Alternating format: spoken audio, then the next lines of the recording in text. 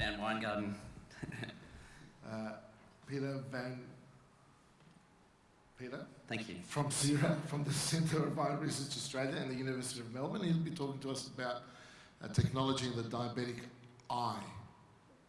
Great, thank you very much. And I think you'll appreciate very early on that a lot of the themes that I'll touch on this morning are very similar to those that Sarah touched on around the notion that technology has to be considered in the context of the health system and integration, because on its own technology is only part of the solution. So these are my disclosures up front, just to state that I'm a committee member of KeepSight, and I'll be talking about that later on. So the problem of diabetic retinopathy is really the problem of diabetes. It's this epidemic, it's the scale of the problem. We know that our region is most affected by this burden of disease. The hundreds of millions of people right in our backyard who either have diabetes or are imminently at risk of diabetes. And of course we know that of those people with diabetes, we've recently done the National Eye Health Survey in Australia, which showed that of people with self-reported diabetes over the age of 50, the prevalence of diabetic retinopathy was around about 30%. Unfortunately, those numbers are substantially higher in Indigenous Australians, and outcomes tend to be poorer. So, given that diabetic retinopathy is very common and it remains the leading cause of avoidable blindness and vision loss in working age populations in most countries, there is pause for some optimism in that we can change the situation. And perhaps the best example of that comes from the UK. In the UK in 2003, a national program for the screening for diabetic retinopathy was rolled out across England and Wales. And within a decade, diabetic retinopathy fell from the leading cause of blindness registration in the UK to number 3. And that was the first time in the 50 years that records have been kept that diabetes wasn't the leading cause of blindness registrations. And so it shows us that we can change the situation through timely detection, prevention, and we now have at our disposal tremendously effective treatments. So screening, early detection can work to prevent vision loss and blindness. So as an ophthalmologist, it's this map of the distribution of specialist eye practitioners around the world is very relevant in the context of diabetic retinopathy. If you have a look, this is the distribution of ophthalmologists per million population. And you'll see that in our region, in China, in India, in Indonesia, where a lot of the burden of disease is, there is just this tremendously sparse distribution of ophthalmologists. And what that shows us is that screening for diabetic retinopathy is not the remit of ophthalmologists alone. It could never be. Even in Australia, where we have a higher density of ophthalmologists, if we did nothing but screen for diabetic retinopathy, we would do nothing else, and we would still not meet the demand for screening. So clearly this is a problem that needs to be tackled comprehensively by healthcare practitioners from a number of different areas: general practitioners, optometrists, orthoptists, nurse practitioners, Aboriginal healthcare workers, endocrinologists.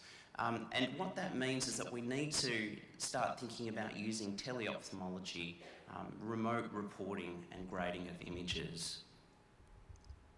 So if we think about the ways that technology may be of value in screening for and managing diabetic retinopathy, we can think about the journey of a person with diabetes in Australia at the moment. So a person with diabetes needs to think about the need for an eye check. They need to be motivated to go and seek that out. And occasionally, or more often than not, that's helped out by the wider healthcare team who send reminders and advise their patients to seek out an eye examination. They then make their way to an eye care provider, and in Australia that is chiefly at an optometrist. There are Medicare provider numbers for endocrinologists and general practitioners to engage in retinopathy screening. There's a rebate for retinal photography. but by and large, the majority of that happens in optometry. It's subsidised by Medicare and can be sought with no out-of-pocket charge in most instances. And that involves taking a photograph of the back of the eye, the retina, and an interpretation of that. The onward decision-making is then very clearly articulated by the NHMRC guidelines, which are not new. They've been around since 2008, but have been recently re-articulated by the RANZCO referral pathway. And that's a very useful document if you just Google the RANZCO referral pathway. So then, assuming that there's no retinopathy, the patient or the person with diabetes then has to make an appointment to be seen sometime up to 2 years hence.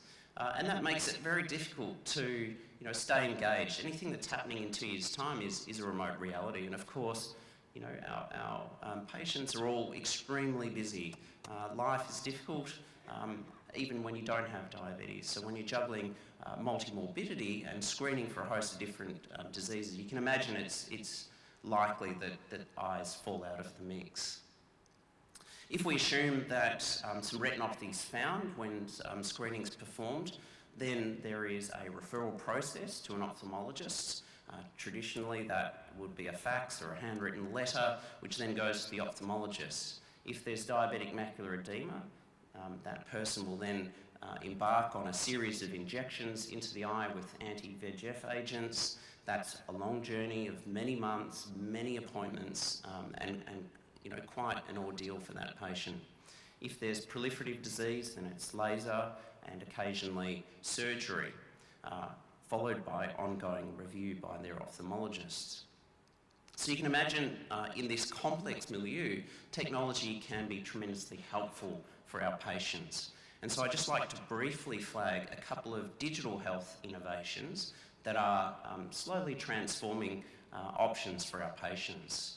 The first is Oculo. Oculo is a digital communication platform between optometrists and ophthalmologists, moving away from the paper referrals, the repeated examinations and investigations. And Oculo was launched a couple of years ago. It's had tremendous penetration of the market. It's now about 70% of all referrals between optometry and ophthalmology going via Oculo. And this is a portal for exchange of data, high quality data, between clinicians. Keep Sight is a program that I'll talk about at the end, which seeks to close the loop for patients or people with diabetes, serves as a reminder, and it seeks to leverage the NDSS registry to invite people with diabetes to engage in eye care. There are a number of patient support programs. Smart Sight is one of those, to help our patients who are engaged in injected therapies, because we know that outcomes are best when adherence is good, but it's very difficult to convince people to come back month after month for an injection in the eye. And so there are bespoke programs. Smart Sight is one example, which is offered by Bayer, where there's personalised interaction. There are digital resources to help sustain compliance.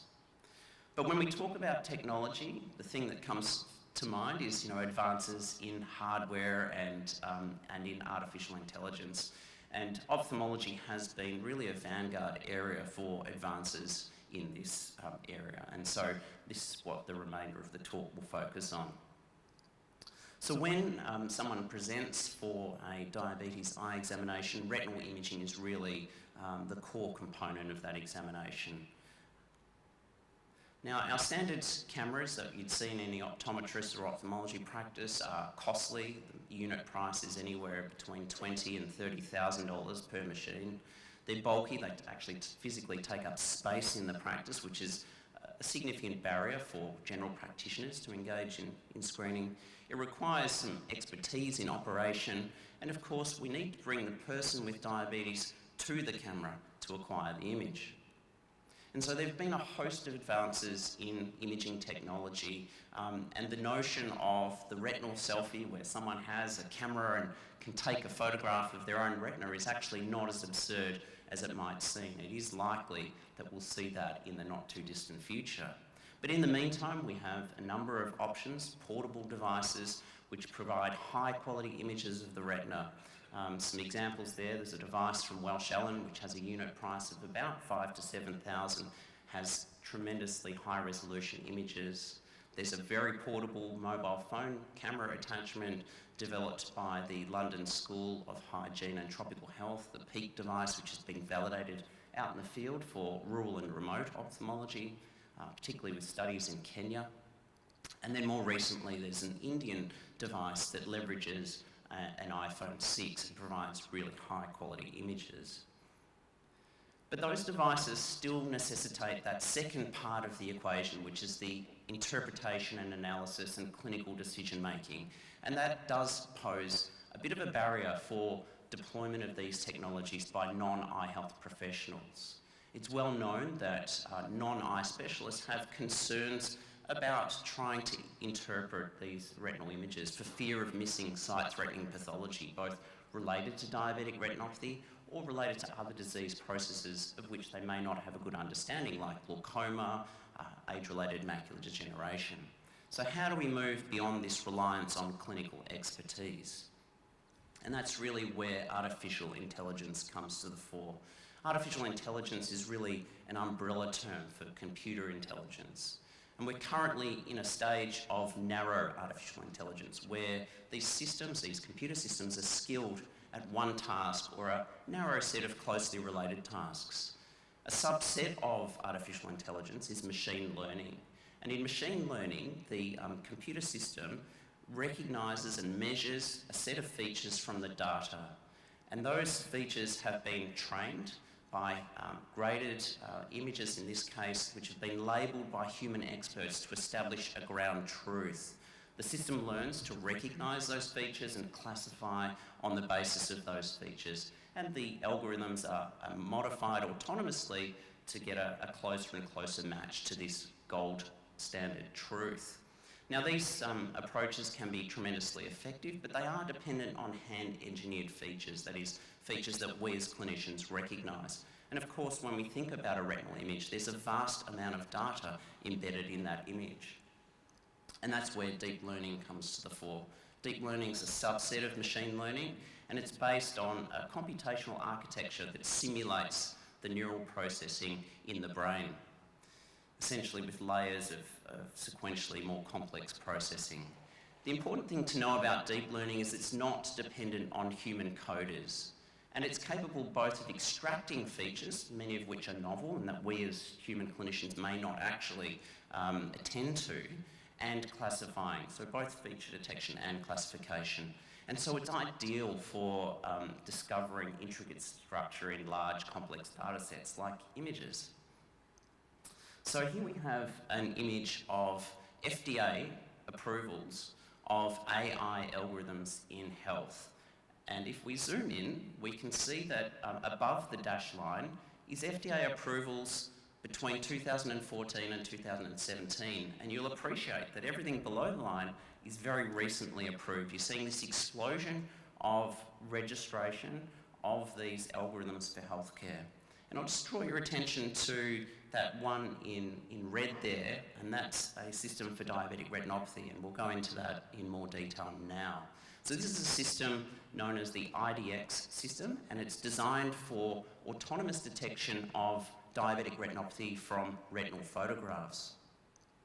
This was approved by the FDA on the basis of this prospective trial.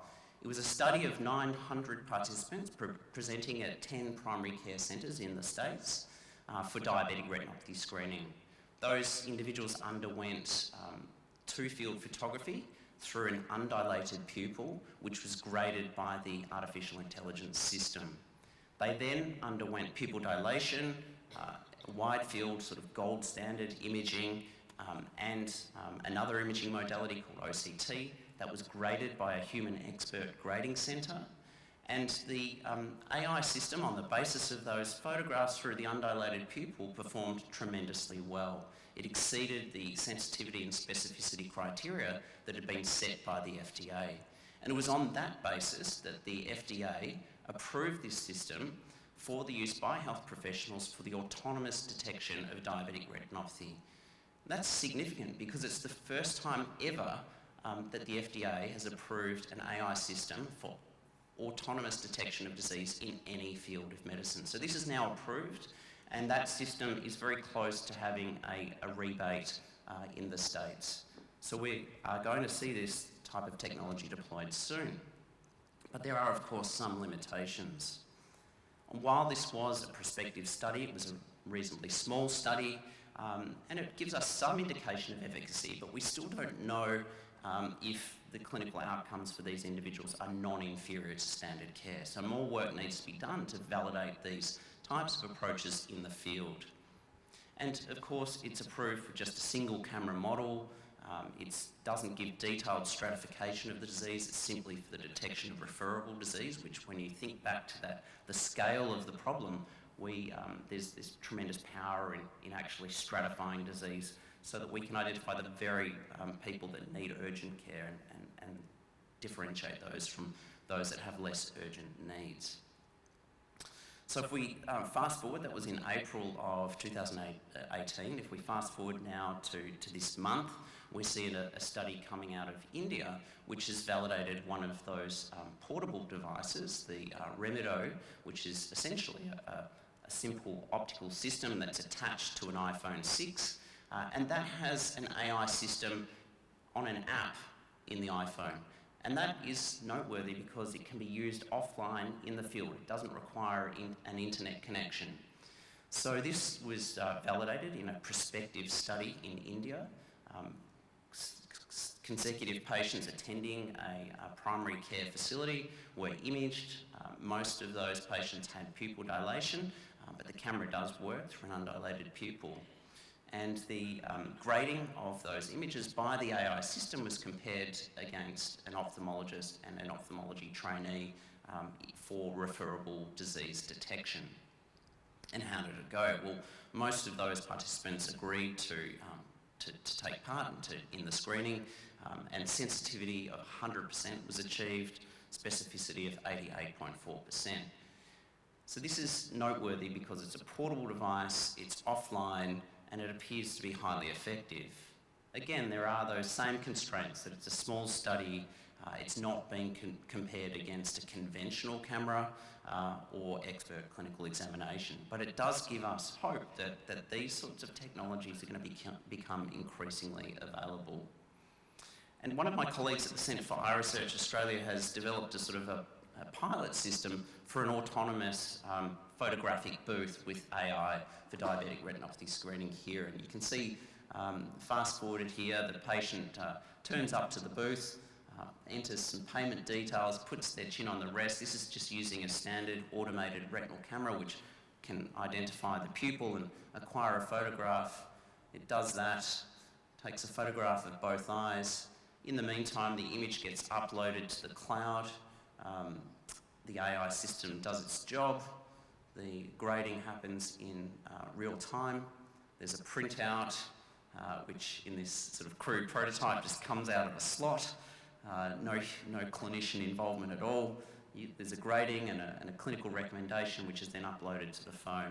So, that's a pilot, but it shows you that this could be done completely without human interactions, and no doubt there are major barriers to that. What if the findings are bad? But nevertheless, it is potentially feasible.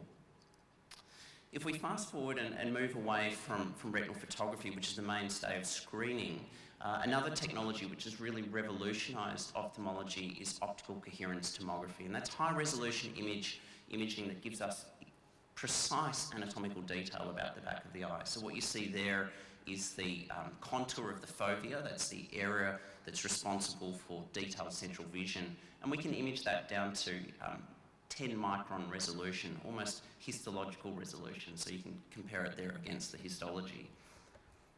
And that's used as really the gold standard way now of detecting diabetic macular edema, and that's in standard ophthalmic practice and increasingly in optometry.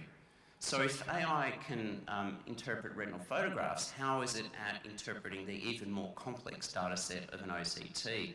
And to cut a long story short, it can do tremendously well, and as well as the best subspecialist retinal surgeon from the leading eye hospital in the UK. as shown in this receiver-operator characteristic curve, almost perfect performance. And this particular study is a collaboration between Google DeepMind, arguably the leading AI player in health in London, and Moorfields Eye Hospital in London. And it showed that for 50 different retinal conditions, there were tremendous performance for urgency, stratification and disease classification. And so I think we are going to see this technology really having a major impact in the field of eye care. But that's all good and well. What do clinicians think about this sort of technology? Surprisingly little is known about what clinicians perceive about AI. There was a recent study conducted in France of about 200 radiologists, which generally concluded that clinicians are accepting and embrace this sort of technology. We sought to assess what clinicians in Australia felt about AI, and we've done a survey of ophthalmologists, radiologists and dermatologists through the colleges, and we've had excellent uptake. The data are provided here for RANZCO, and it's a sneak preview because it's just hot off the press. And I've just provided just a few insights into what our clinicians are thinking. We had about 50% uptake of all ophthalmologists and trainees in Australia. And so in answer to the question, how long do you think it will be before artificial intelligence has a notable impact on the field of ophthalmology? You can see there that the majority think that it's going to have a noticeable impact within 1 to 5 years. So that's almost now. To what extent will it impact on workforce needs within the next decade? You can see that the vast majority think that it's to a great extent or somewhat within the next 10 years. And to what extent will it impact the profession and workforce needs beyond the next decade? Well, the number's even greater. So this is coming. Our clinicians understand that it's going to have a major impact. In order to embrace this technology and implement it in clinical practice, clinicians need to begin to trust and understand the basis for the decisions that are being made by the machines. These are tremendously complicated algorithms. So how do you begin to interrogate why Mrs. Jones was classified this way and Mr. Smith classified that way? And so a lot of work is now going into visualising the areas of an image that are contributing most to the final classification. And that's an area that will be really instrumental to deployment of this technology in the real world. What about consumers? What do our consumers say? Well, again, there's not a lot of evidence about what consumers think about artificial intelligence yet, but if we have a look at perceptions around digital health and technology, you can see that there is a dramatic increase in the willingness to accept technology in healthcare amongst our patients and healthcare consumers. And the Deloitte Healthcare Consumer Survey is done every year, and they've noted that in recent years that more of our consumers or patients are willing to embrace digital technologies.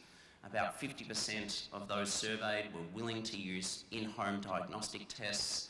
They're very keen to track their health data, and they're more and more willing to share their health data with their healthcare providers if it's likely to improve their health care. Interestingly, we see that those with chronic disease are more willing to share health data with their practitioners because they have a greater and a more immediate value proposition. But we also see that there's a generational effect, that millennials are more willing to share data than our baby boomers because they've grown up with these sorts of technologies. One of our groups, research groups, has had a look at the acceptance in a small pilot study of artificial intelligence in diabetic retinopathy screening. So this is a small study that was done in endocrinology outpatient clinics. Patients were randomised to either artificial intelligence screening or to conventional screening, and under that model, patients would have a photograph, they'd go and see their endocrinologist, they'd get a report 2 weeks later in the conventional model, or they'd get an immediate report which they could take in to see their endocrinologist with the AI system.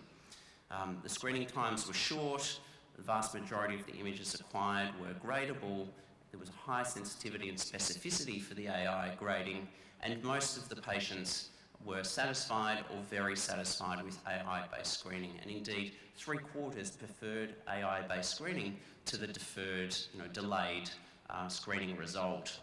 And the major reasons that were articulated for that were that they had the opportunity to take that result in to discuss with their endocrinologists. So this suggests that this technology can be a real value add for our patients. So does this mean with these sorts of technologies that it's problem solved, we don't have to worry about diabetic eye disease, AI will sort it out in the new cameras? Well, unfortunately not. We return to this complex spaghetti diagram of eye health in diabetes in Australia at the moment. And it's very clear that although these technologies are promising and will help with one of the sort of pain points in diabetes eye care, it's very clear that they need to be integrated into a system so that you can have the best AI system in the world, but if our patients are not turning up for their eye check and it's not communicated on to the ophthalmologist and other members of the healthcare team, it will have limited value. And so finally, I'll bring you back to KeepSight. KeepSight's a national recall and reminder system that has recently been launched to try and increase the uptake of diabetic retinopathy screening in Australia. We know from a number of studies that the uptake of screening is about 50%. So about 50% of Australians with diagnosed diabetes are seeing or getting an eye exam at the recommended frequency. So there's a lot of work to be done. And one of the big problems we have is that we have no way of identifying which 50% that is. We don't know who is engaged and who is not. So a very simple objective of the program is to leverage the NDSS registry, which has records for 1.3 million Australians with diagnosed diabetes, and link that to their eye exam. So there's a number of stages to that. We're doing a mass marketing campaign very shortly. We're using an evidence-based approach. We're doing mail-outs and direct consumer messaging to people on the NDSS, inviting them to attend for an eye examination. Either they can self-register to KeepSight on the KeepSight website, or their eye health practitioner can register them and simply log the date of attendance of the examination and the next exam. That then gets cross-referenced to their NDSS record, and they get a reminder when their next appointment is due. What that will enable us to do is to identify who's engaged in care so that we can start targeting those people who are not currently engaged in care. It sounds simple, but it is a major task, and we encourage you all to endorse this to your patients, because it's critical that this works as a system. Otherwise, people will continue to fall between the gaps. And as an ophthalmologist working in a public hospital, I see every clinic I go to end-stage diabetes eye disease, which we should not see in Australia. The vast majority is preventable, and many of those patients who I'm counselling with a retinal detachment or a vitreous hemorrhage have never seen an eye professional before. So that needs to change. So with that, I will wind up and I welcome your questions. Thank you. Thanks, Peter, and apologies for your mispronouncing your name. Hi, Nick Cormus from Concord Hospital. Peter, can I ask you, you said in the studies, most studies are done with eyes dilated, and yet the techniques can do it without them dilated. How much of a difference does it make? And because obviously dilating people's eyes is a huge barrier for some people, and especially in remote centres and without health professionals being there, etc. Yeah, it's a good question, and the major barrier to not dilating a pupil is that if there is any media opacity, so a mild cataract, that can impair the quality of the photographs. We know from large screening programs in Scotland where they have a two-step process. They have initial attempt at non-mydriatic photography, so without pupil dilation, with then going on to pupil dilation for those in whom image quality is poor. We know that around about 75 to 80% of people with diabetes can get high quality images through an undilated pupil. So that's a significant majority, and I must say that a lot of the AI systems that are now being developed for diabetic retinopathy screening have a quality metric as a first pass. So the photograph is taken, often by a technician or a healthcare worker, and it'll flag if the image is of inadequate quality. Often a few goes at reacquiring the image is good enough, but in about 10%, 10 to 20% of patients, you'll still need to dilate the pupil.